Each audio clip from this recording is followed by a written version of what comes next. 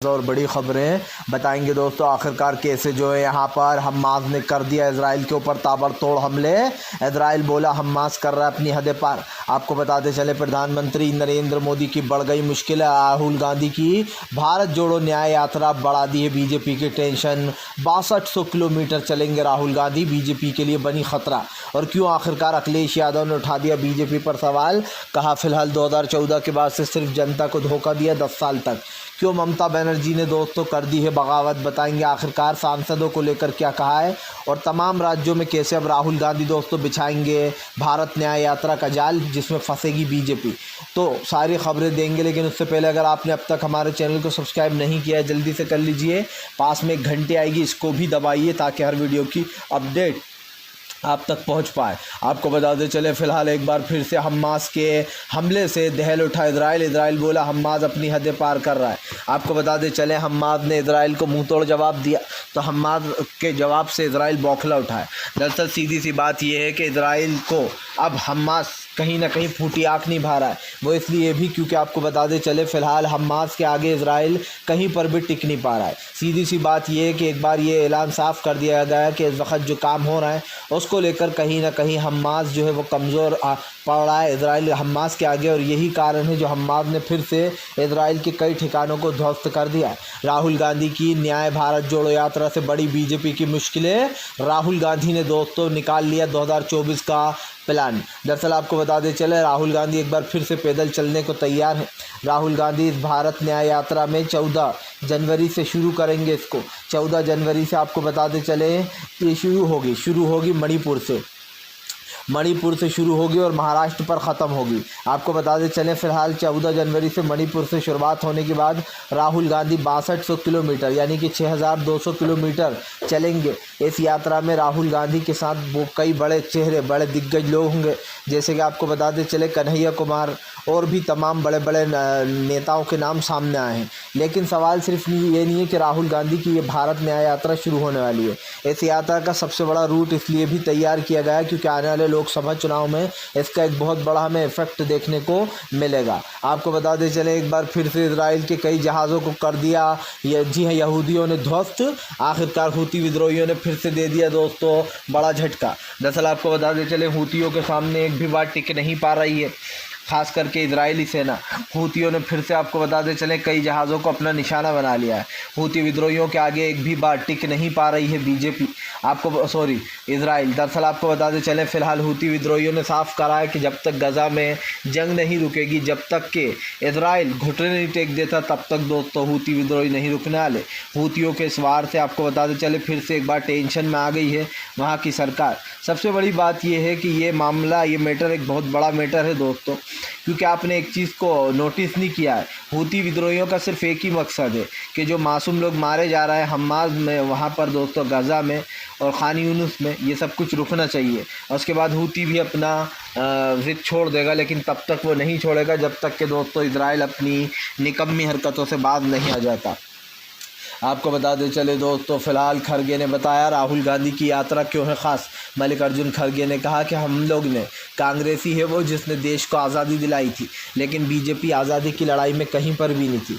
मल्लिकार्जुन खरगे ने कहा कि फ़िलहाल देश में जो बेरोज़गारी महंगाई गरीबी फैली हुई है उसकी ज़िम्मेदार बीजेपी है।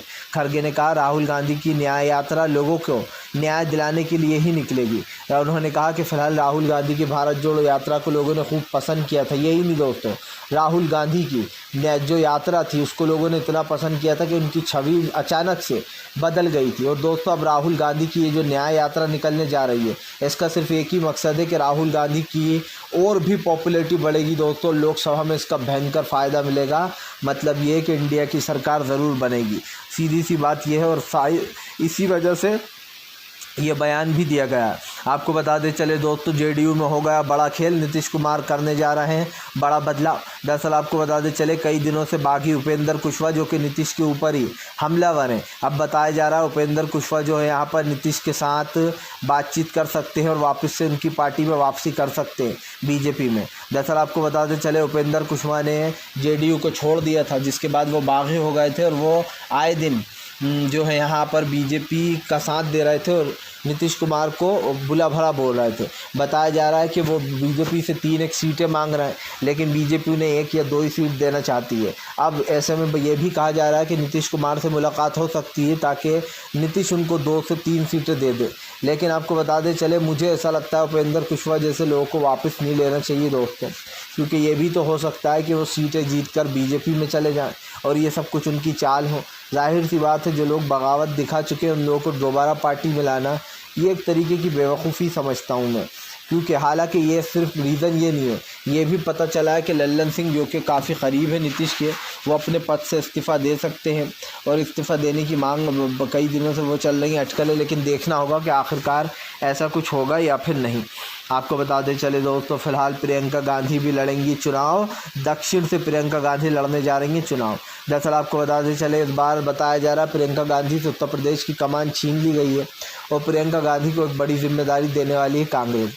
यही नहीं, ये भी बताया जा रहा है कि प्रियंका गांधी जो है दोस्तों, वो आने वाले समय में अब एक अलग रूटीन पर नजर आएंगी, यानी कि जो दक्षिण से प्रियंका गांधी को लोकसभा का टिकट दिया जा सकता है और वहां से वो चुनकर संसद में आएंगी। तो सीधी सी बात ये दोस्तों, इस बार कांग्रेस ऐसे दिग्गजों को उतारेगी जिसकी जीत 100% हो। दरअसल आपको बता दें, लोकसभा की 399 सीटें जो है, 395 शायद 395, इन सीटों का आकलन लगाया गया है और बताया जा रहा है कि अब की बार लोकसभा सीटों को लेकर जो है यहाँ पर लोग अपने कैंडिडेट को उतारेंगे।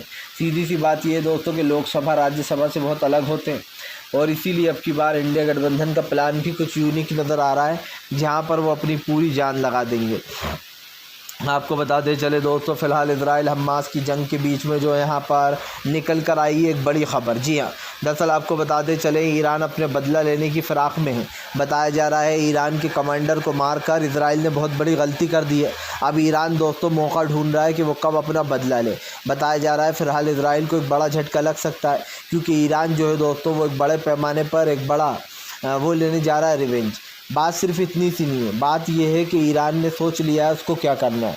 आपको बताते चले दोस्तों, फिलहाल ईरान का एक मकसद सामने निकल कर आया है, जहां पर ये बताया जा रहा है कि ईरान जो है दोस्तों जल्दी ही अपना बदला ले सकता है। लेकिन इस बदले की एक वो है, क्या है कि ईरान दोस्तों उसने पहले ही कहा था कि हम इजराइल को तबाह कर देंगे, क्योंकि इजराइल ने जो गलती की है उसका खामियाजा तो उसको भुगतना ही पड़ेगा। सीधी सी बात यह है कि इस वक्त काफ़ी गुस्से में यहाँ पर नज़र आ रहा है इजराइल से ईरान, और ईरान जो है वो इजराइल के कई ठिकानों को ध्वस्त भी कर चुका है, उसने हमले शुरू कर दिए हैं। आपको बता दें चले दोस्तों, फिलहाल आखिरकार प्रधानमंत्री नरेंद्र मोदी के ऊपर भड़क गया अखिलेश यादव। अखिलेश बोले पीडीए जो है हराएगा बीजेपी को। उन्होंने कहा इंडिया गठबंधन और पीडीए मिलकर बीजेपी को सत्ता से बाहर करेंगे। अखिलेश यादव ने कहा कि फिलहाल अयोध्या राम मंदिर के नाम पर बीजेपी वोट मांगती है, ये धर्म की राजनीति करते हैं, हम धर्म की राजनीति नहीं करते। अखिलेश यादव ने कहा कि फिलहाल राम मंदिर किसी का नहीं है, रामलला पूरे देश के हैं। उन्होंने कहा कि जिसको राम मंदिर में आना है वो आ सकता है, बीजेपी की इजाज़त की ज़रूरत नहीं है। कोई बीजेपी मंदिर की ठेकेदार नहीं है जो हम उससे जानकारी लेंगे और उससे सर्टिफिकेट मांगेंगे। एक तरीके से अखिलेश ने बीजेपी को बता दिया है दोस्तों कि फ़िलहाल उन्हें कोई फ़र्क नहीं पड़ने वाला और ना ही वो बीजेपी से इजाज़त लेंगे किसी चीज़ की। उन्हें जो करना है वो कर सकते हैं। जाहिर सी बात है दोस्तों, अखिलेश के इस बयान के बाद बीजेपी में भी हड़कंप मचा हुआ है। भारतीय जनता पार्टी बस ये सोच में पड़ी हुई है कि अब वो करे तो क्या करे, क्योंकि यहाँ पर एक चीज़ साफ़ हो चुकी है कि अखिलेश यादव दोस्तों राम मंदिर में जब चाहे जब जा सकते हैं और वो जिसे चाहे से बुला सकते हैं। ऐसे में उन्होंने ये साफ़ कर दिया कि उन्हें किसी की ज़रूरत नहीं है ये फैसले लेने के लिए। आपको बता दें चले दोस्तों, प्रधानमंत्री नरेंद्र मोदी के ऊपर फट पड़ा असदुद्दीन ओवैसी। ओवैसी बोले फिलहाल बीजेपी जो है वो सिर्फ़ और सिर्फ धर्म की ठेकेदार बनकर बैठी हुई है, वो लोकतंत्र की हत्या कर रही है, कानूनों को पास करा रही है एक के बाद एक। दरअसल ओवैसी का कहना है